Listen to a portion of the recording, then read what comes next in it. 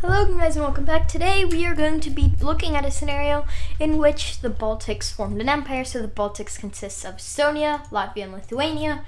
I've already made a short on this, which is an Estonian empire, but this is what if all of the Baltics teamed up to expand.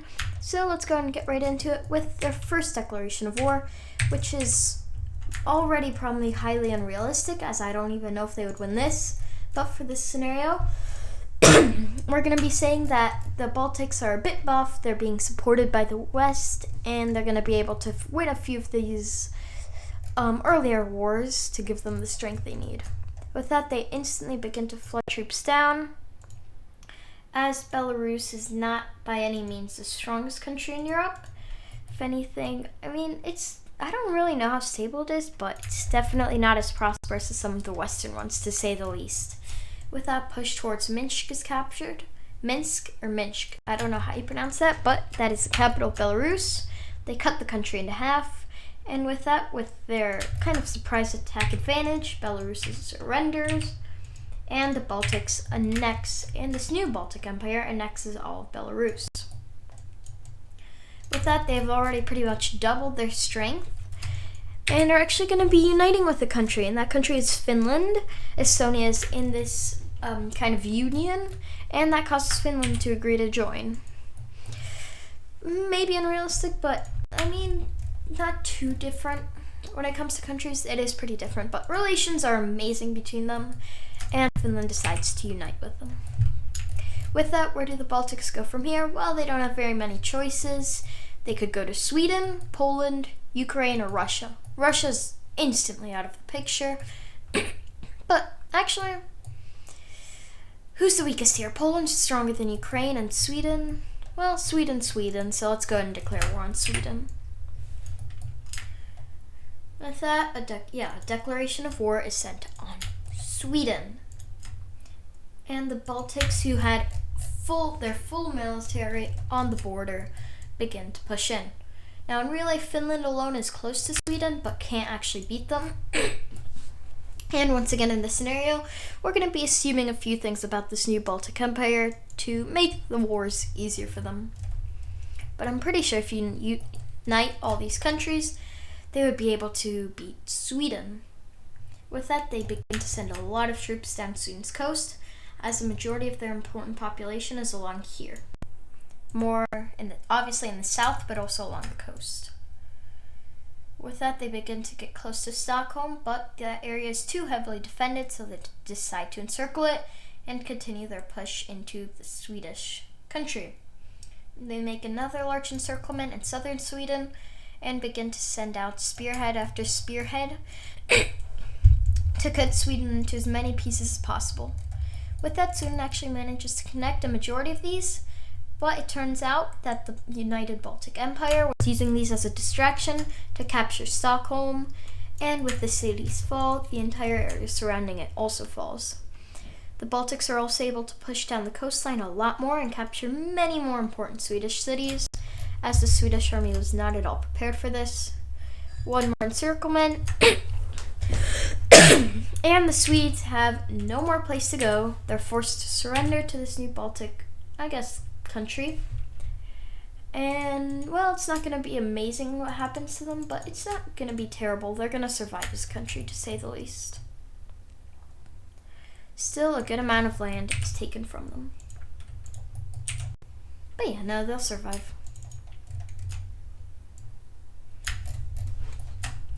That the Baltics annex the rest of this land, and they actually offer a peace treaty to Norway, as most countries would rather just give up a bit of land than go to war, and Norway agrees to a Baltic peace treaty, as after beating Sweden, this new empire is seen as a much more powerful foe. With that, this new kind of deal that the Baltic Empire makes with Norway is just one in which they lose a tiny bit of Arctic land. Honestly, it might be a decent amount of land, but it's not that important. I don't think Norway will miss it much. And if it pleases a new empire that's on the doorstep to be their ally instead of killing them, I think Norway would be smart enough to do this, instead of having their economy, their country, their people all die because of a war against the country that they know they can't beat. Basically, Norway they didn't even sell this land, they just agreed to a Baltic treaty in which they gain it. With that, this new Baltic Empire is a lot more powerful. Their options are now basically just limited to Russia, Poland, and Ukraine. And I'm sorry, Ukraine, but you are going to be the next to fall. With that, war is declared. And, I mean, the world kind of frowns upon this for the Baltic Empire. But once again, they're going to be getting Western support just because it's better for this scenario. With that, Baltic troops immediately push in, as Ukraine had a lot of its troops on the Russian border, along here, Donetsk, Luhansk, and northern Ukraine, while almost none on the Baltic border, which I don't think they'd keep calling themselves Baltics. I mean, obviously they control most Baltic land, but they also control a lot of land in the Nordics and here in Eastern Europe, which they are in Eastern Europe, but still. With that, the red team pushes down to Ukraine and causes a massive encirclement in western Ukraine. They also continue to push into the north, as I said before, Ukraine was not nearly ready enough for this. The Battle of Kiev happens, which, although it originally looks like a red team victory, Ukraine manages to push them back enough to recapture their capital city. This won't last long, though, as the red team is having ease pushing into western Ukraine. As I said, most Ukrainian troops were in the east, trying to protect from Russia, and they couldn't get any troops into their western half before this new Baltic Empire took it over. With that, they continue their push into Ukraine, encircling a lot of southern divisions, capturing Odessa, and the rest of the region falls with it. They also begin to push towards Crimea, although this advance is stopped by the Ukrainian military.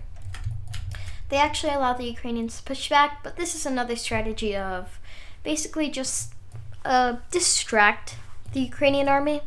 They allow them to have a lot of success in southern Ukraine, while concentrating a lot of their troops around Kiev, pushing across and capturing the city. With the fall of Kiev, morale is very low for Ukrainians, and it really isn't looking very good now, is it? With that, the Baltics push around, capture a bit more land, including all of the south once more, and Ukraine surrenders. In which the Baltics actually agree to a peace treaty, which isn't going to be very great for Ukraine, but hey, they're being allowed to survive, and that's something if you ask me. With that, they're split into about two, but Kiev is taken. So yeah, Ukraine, this is not very good for you in the slightest, but there's nothing you can do about it, as if you tried to put up any amount of fight, any fight at all, you would just be more war sanctions would just be put on you, and that would be absolutely horrible for your economy, which is already struggling with a war, obviously.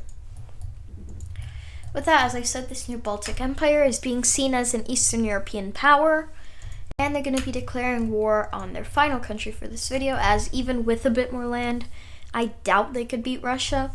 Maybe they would put up a fight, but I don't know. Maybe they could, maybe they couldn't, but their last war for here is going to be a declaration of war on Belarus, and they actually might make a deal with Russia that will benefit them.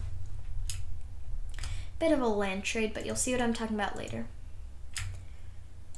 With that, Baltic troops, which are already in western Ukraine, begin to flood into Poland, capture Warsaw, capture Krakow, and a lot of other important Polish cities. Don't know why. I don't know if all of their important ones are here in the south, but that's where all of the ones I know are, so I'm just gonna have to assume that. With that, they also make a landing in northern Poland, navally. Their navy isn't the best, but it's definitely getting better and better. With that, Poland has lost the majority of their land, and like any smart country, they just decide to surrender in hopes of not being puppeted. With that, once again, about half of Poland is taken, although in this case, they are allowed to keep their capital, which is more than Ukraine can say.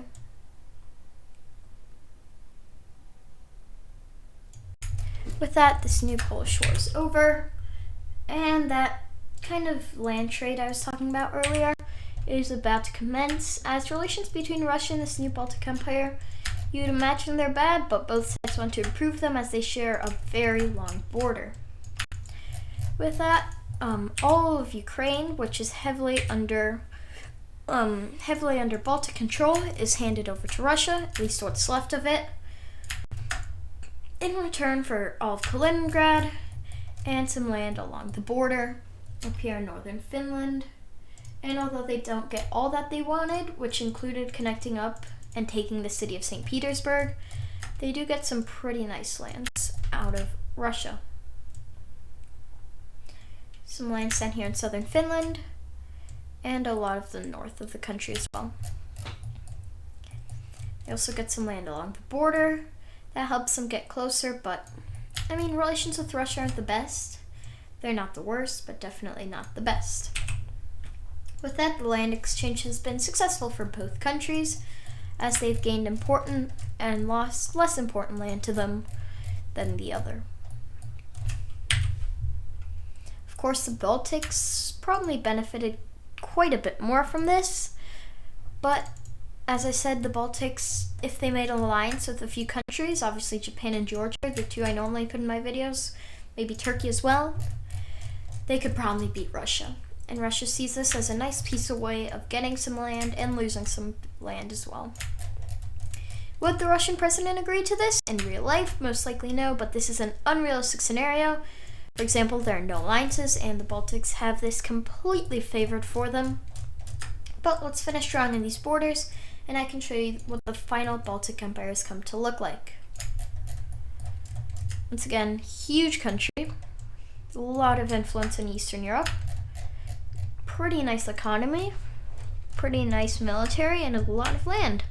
So yeah, I hope you guys enjoyed. This is our new Baltic Empire, and I'll see y'all next time. Bye.